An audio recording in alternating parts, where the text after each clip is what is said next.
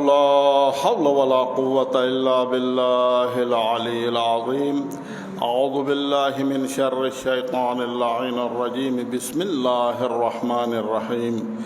الحمد لله رب العالمين والعاقبة للمتقين والجنة للموحدين والنار للعاصين ثم الصلاة والسلام على أما بعد. يا أيها الذين آمنوا أوصيكم عباد الله ونفسي بتقوى الله. اتقوا الله فإن خير الزاد التقوى.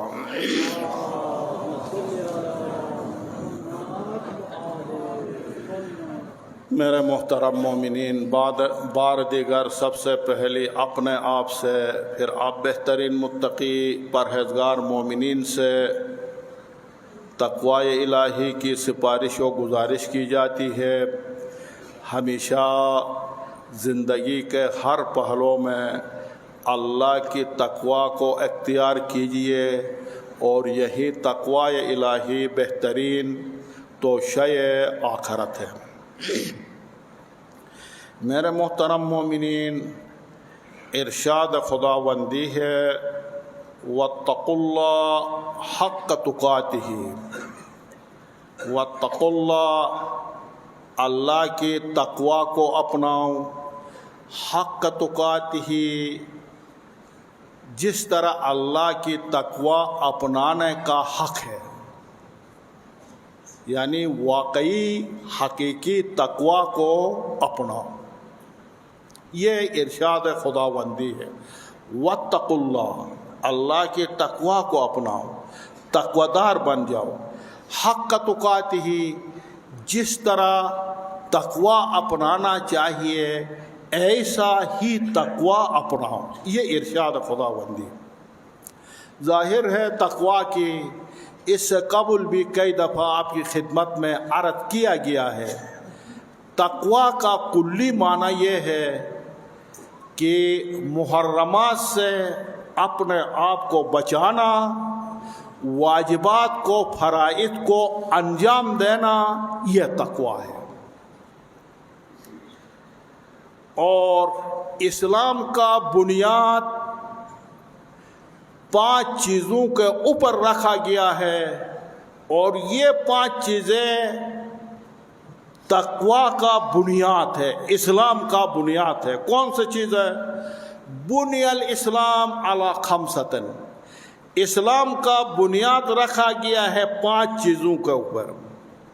ان میں سے سب سے پہلی الصلاۃ، نماز، والصوم، روزہ، والحج، حج، والزکوٰۃ، زکوٰۃ، والولایۃ، 5واں محبت اہل بیت.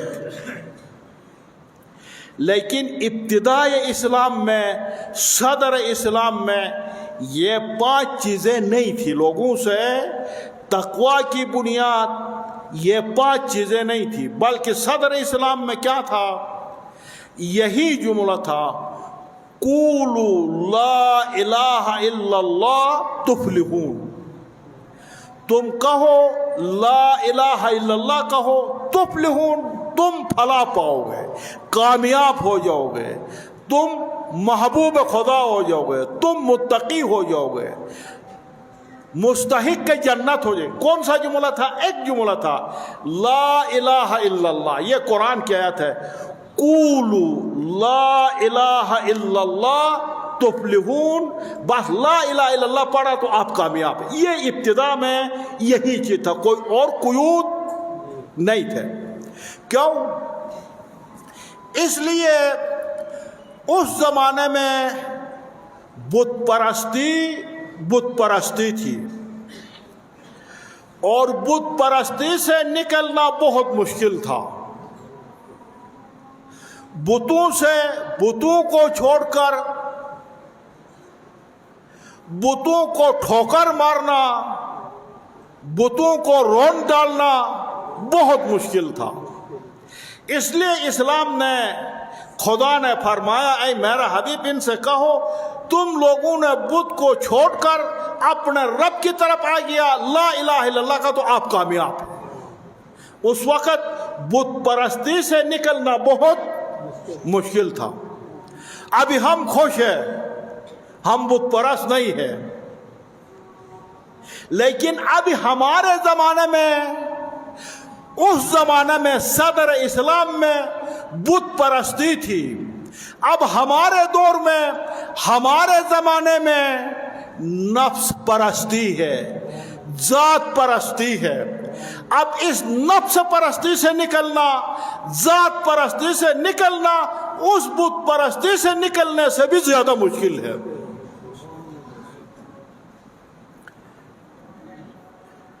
امام خمینی قدس اللہ سرہ نور اللہ قبرہ وہ فرماتے ہیں, انسان اپنی ذات سے, ذات پرستی سے نکلنا, نفس پرستی سے نکلنا بت پرستی سے زیادہ شدید ہے.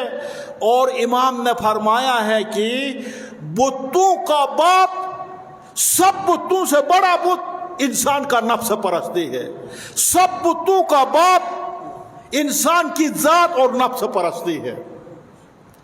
آج ہماری سارے مشکلات, آج ہمارے تمام کے تمام مشکلات جس سے ہم دوچار ہیں, اس کی بنیادی وجہ ہماری معاشرے میں نفس پرستی ہے, ذات پرستی ہے.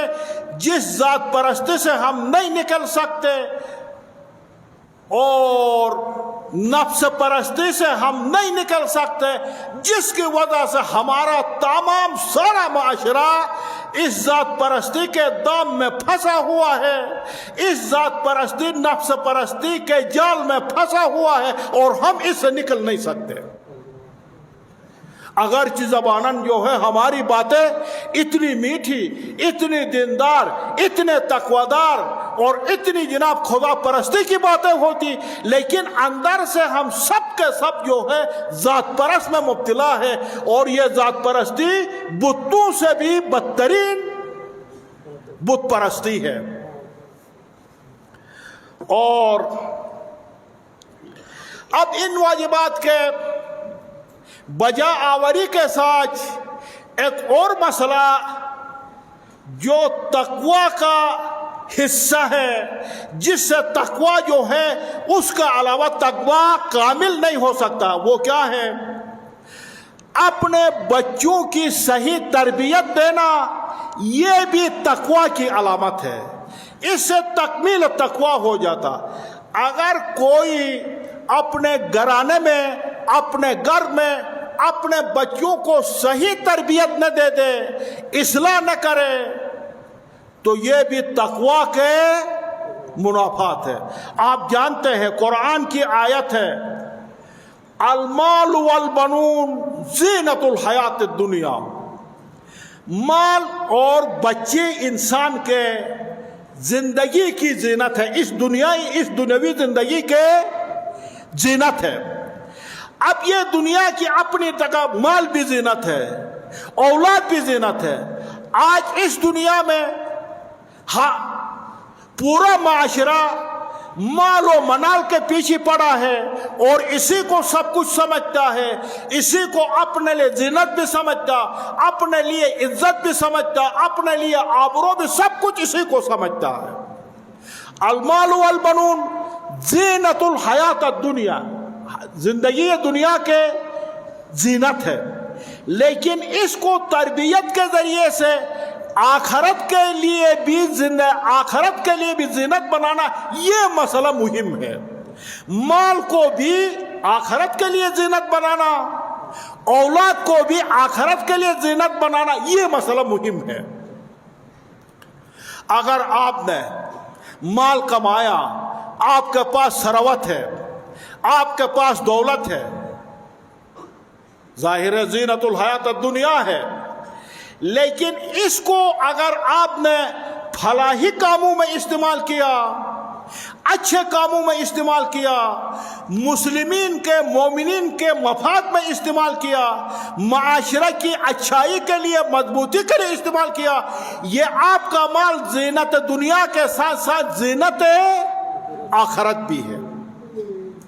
اسی طرح اولاد, اگر آپ نے اولاد کی صحیح تربیت کی، والدین وفات پانے کے بعد وہ صالح اولاد اپنے والدین کے لیے دعائے خیر کرے، اپنے والدین کے لیے صدقات دے دے، خیرات کرے، ان کو یاد کرے، والدین کو نہ بھولے، تو یہ اولاد زینت آخرت بھی ہے۔ رسول اسلام کا حدیث ہے،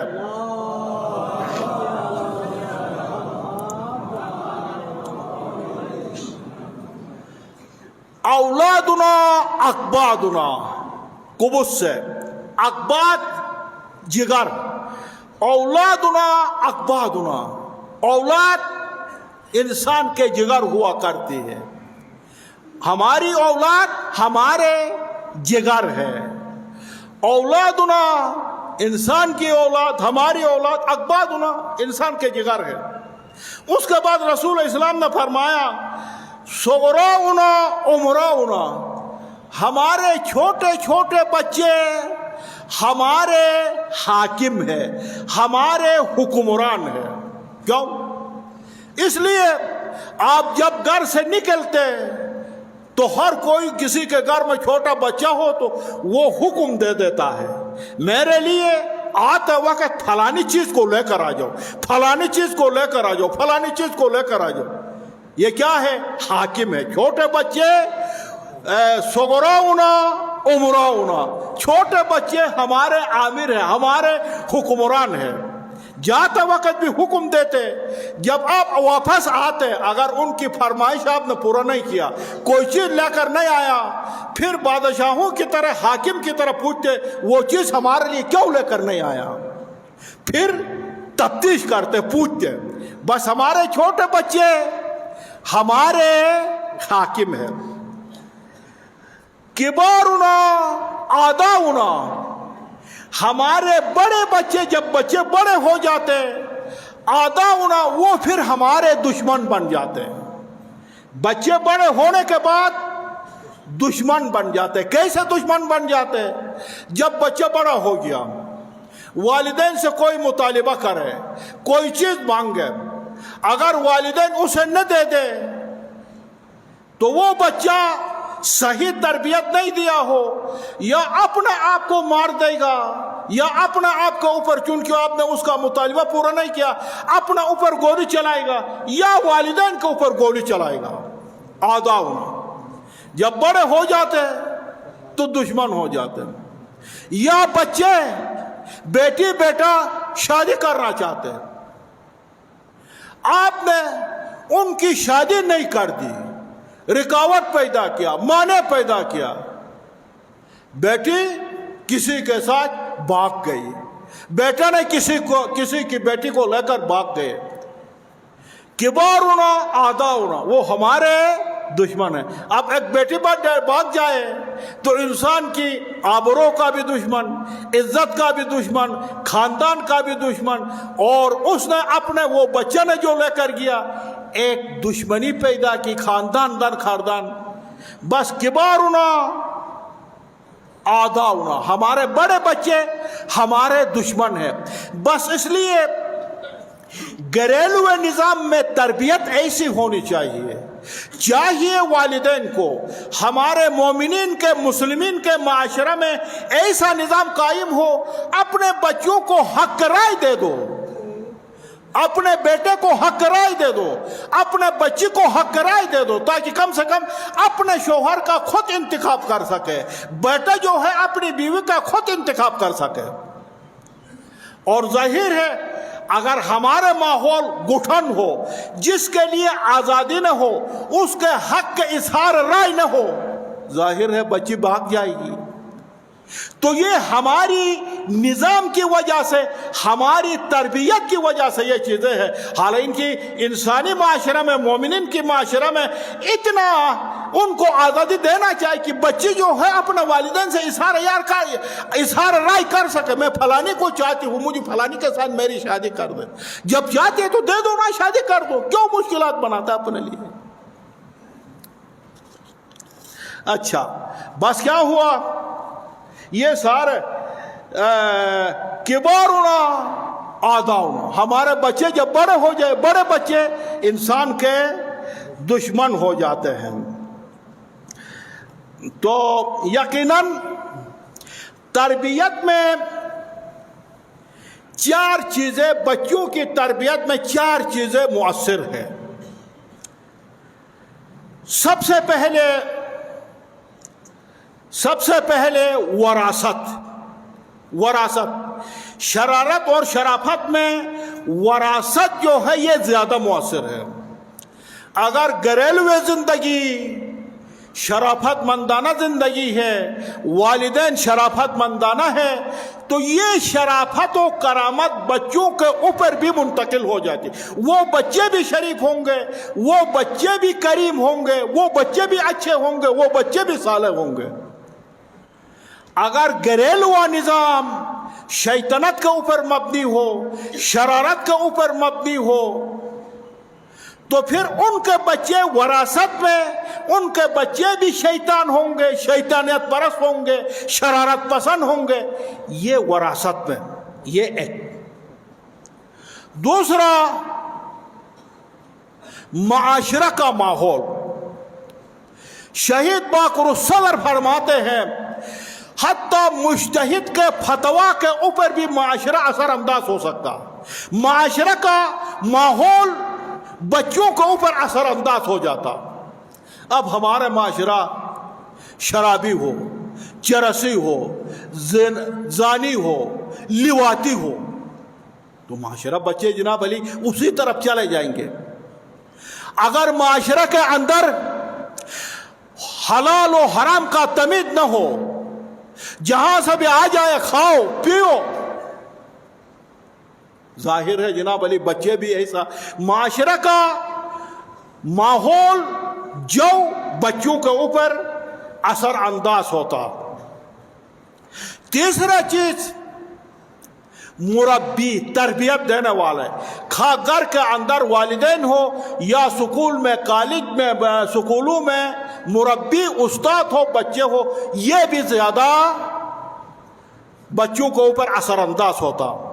चौथा चीज जो ज्यादा मुअस्सर है, लुक़्मा हलाल और लुक़मा हराम। लुक़मा हलाल और लुक़मा हराम ये बच्चों के ऊपर इंतहा और ज्यादा असर अंदाज होता है। लुक़मा हलाल से बच्चे साले होंगे, बच्चे शरीफ होंगे, बच्चे आपके लिए सदका जारिया होंगे, बच्चे आपके लिए दुनिया और आखिरत दोनों के ज़ीनत होंगे।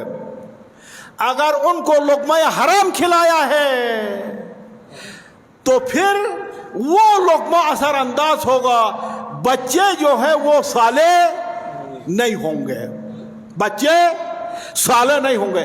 जिस तरह मौला इमाम हुसैन अलैहिस्सलाम ने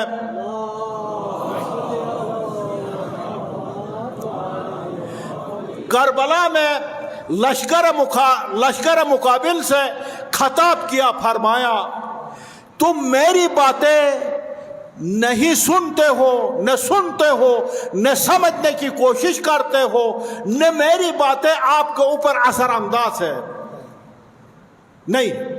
फिर उसकी बुनियादी वजह इमाम ने फरमाया, इसलिए तुम मेरी बातें नहीं समझ पाते हो, नहीं सुन सकते हो, मेरी बातें तुम्हारे ऊपर असर अंदाज इसलिए नहीं होता कि तुम्हारा खून, तुम्हारी हड्डी हराम लुक़मा से मजबूत हुआ है, तुम्हारा खून बना है हराम लुक़मा से, तुम्हारा हड्डी मजबूत हुआ है हराम लुक़मा से, तुम्हारा पेट बड़ा हुआ है हराम लुक़मा से, जिसकी वजह से तुम्हारे ऊपर इमाम का कलाम भी असर अंदाज नहीं होता।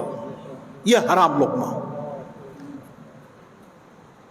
आकिबत पखेर स्वानी पारा स्वरलस मासूमीनो बांधे बुलान सलावा। और दास्तान नकल करते हराम के हवाले से शर बिन अब्दुल्लाह बहुत बड़े आलिम थे। खलीफा महदी अब्बासी के दौर में वो बहुत बड़े आलिम थे।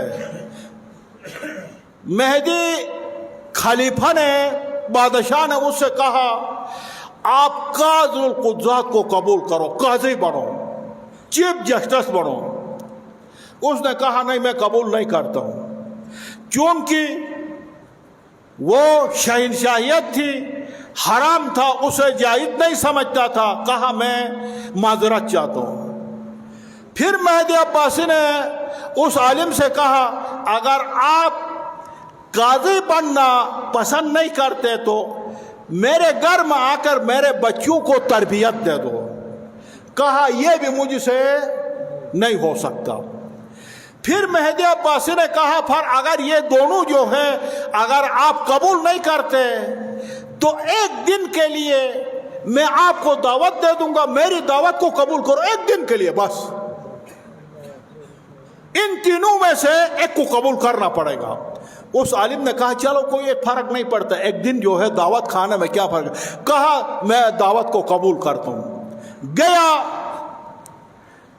उसका मेहदी अब्बासी का खादिम ने कान में जाकर कहा अब ये खाने के बाद मेरी पेशन गोई है, ये आपके बच्चों की तरबियत को भी कबूल करेगा, काजी बनना भी कबूल करेगा। ताम खाना खाया, हराम लोकमा उसके पेट में चला गया। हराम खाने के बाद उसने कहा मुझे काजुल कज़्ज़ात होना भी मां कबूल है, आपके बच्चों की तरबियत देना भी मुझे कबूल है। यह लुक़मा हराम का असर था। कभी आपने, हम सब ने अपनी जिंदगी में जनाब तजुर्बा किया है, आप लोगों ने भी, आप सब ने तजुर्बा किया होगा अपनी जिंदगी में।